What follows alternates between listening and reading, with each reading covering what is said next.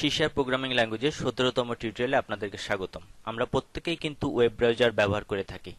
কেউ বা Google Chrome ব্যবহার করে, কেউ মজিলা ফায়ারফক্স, আবার কেউ অপেরা। তো চিন্তা করুন তো, আপনি যদি নিজে একটি ওয়েব ব্রাউজার বানিয়ে সেটা ব্যবহার করেন তাহলে কেমন হয়। তো চলুন আজ আমরা একটা সিম্পল ওয়েব ব্রাউজার বানানো শিখি।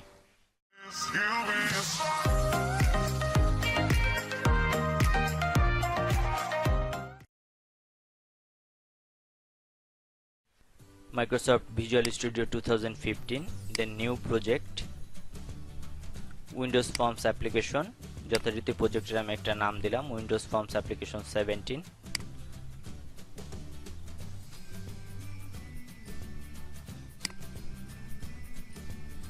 ফর্মের আমি এখানে একটা নাম দেই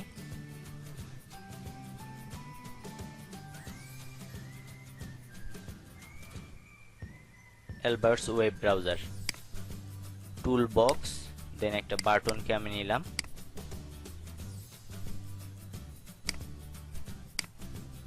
এই বাটনের আন্ডারে আমি একটা ইমেজকে ইনসার্ট করব।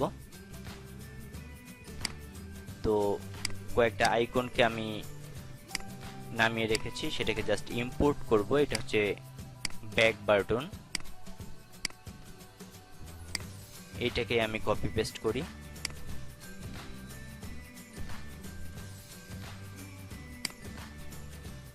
ইমেজটাকে আমি জাস্ট চেঞ্জ করে দিব, ইম্পোর্ট, দেন এটা ফরওয়ার্ড বাটন।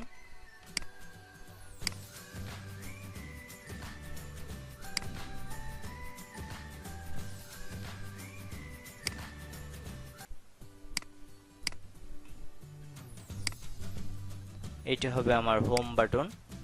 হোম পেজের জন্য এটা আমি সিলেক্ট করব।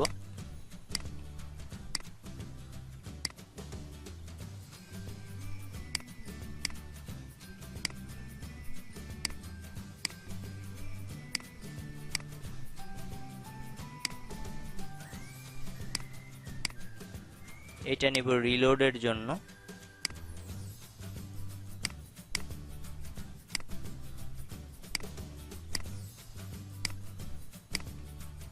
এবং লাস্টে আমি আর একটা বাটনকে নিব,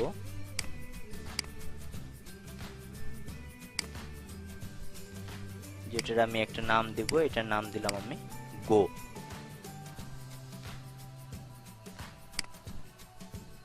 এবার একটা টেক্সট বক্সকে নিব,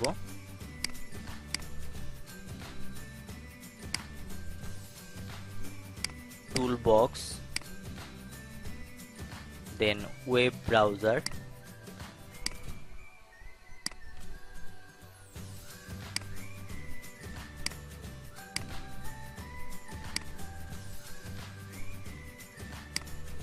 প্রপার্টিজ থেকে আমি দেখতে পাচ্ছি এটার নাম ওয়েব ব্রাউজার 1।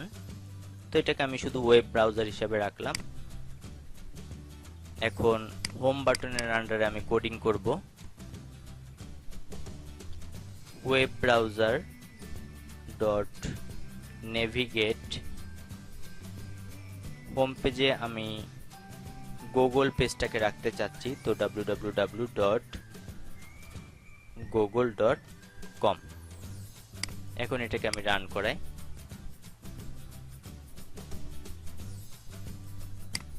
এই হচ্ছে আমাদের ব্রাউজারটা। তো হোমে যখন আমি ক্লিক করতেছি, এখানে কিন্তু গুগলের পেজটা চলে এসেছে। এটাকে আমি যদি ম্যাক্সিমাইজ করতে চাই, এখানে একটু সমস্যা আছে যে আমাদের পেজটা এতটুকু রয়েছে, এটা আমাদেরকে ঠিক করতে হবে। তো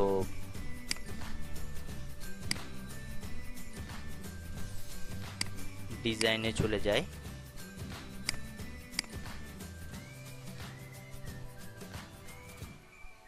অ্যাঙ্কর, দেন এই দুইটা আমাদের মার্ক করে দিতে হবে। আবার স্টার্ট, দেন এখন যদি আমি হোম পেজে ক্লিক করি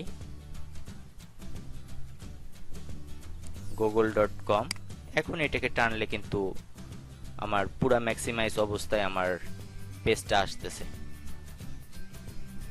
এখন আবার আমরা কিছু কোডিং করব। এখন আমি চাচ্ছি টেক্সট বক্সে আমি যে সাইটের অ্যাড্রেসটা দিয়ে গো বাটনে ক্লিক করব, সে সাইটটাই কিন্তু আমার ওপেন হবে।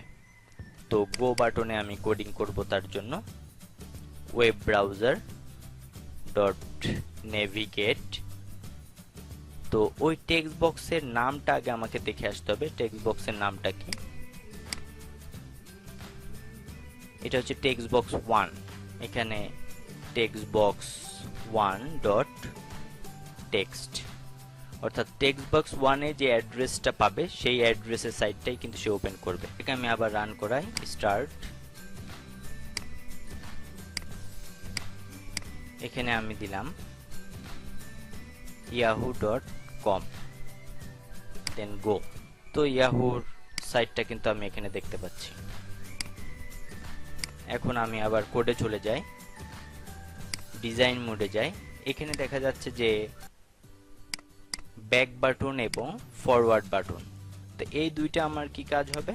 অর্থাৎ আমি যদি একের অধিক পেজকে ব্রাউজ করে ফেলি, আমি সেখান থেকে ব্যাকে যাইতে পারবো, আবার ব্যাকে চলে গেলে আবার ফরওয়ার্ডে যাইতে পারবো। তো প্রথমে ব্যাকের জন্য আমি কোডিং করি,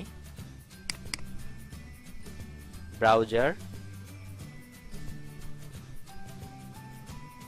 ডট গো ব্যাক,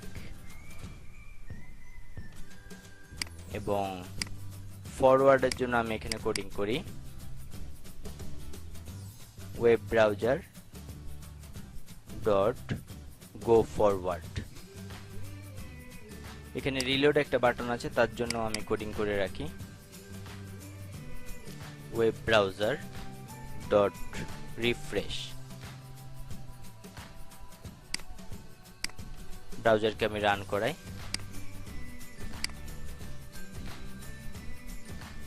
এখানে আমি দিলাম google.com, দেন গো।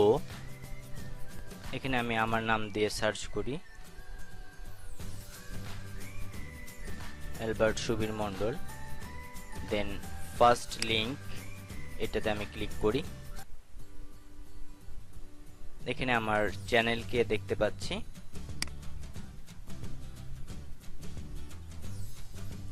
এখান থেকে আমি যদি ব্যাকে যেতে চাই তাহলে কিন্তু ব্যাক বাটনটা এখন কাজ করতেছে। ফরওয়ার্ড করতে চাইলে ফরওয়ার্ড বাটনটাও কিন্তু আমার কাজ করতেছে। আর এখানে রিলোড অর্থাৎ রিফ্রেশও কিন্তু আমি দিতে পারতেছি। তো আজ আমরা নিজেরাই কিন্তু একটি সিম্পল বাট সুন্দর ওয়েব ব্রাউজার তৈরি করতে পেরেছি। ধন্যবাদ সবাইকে।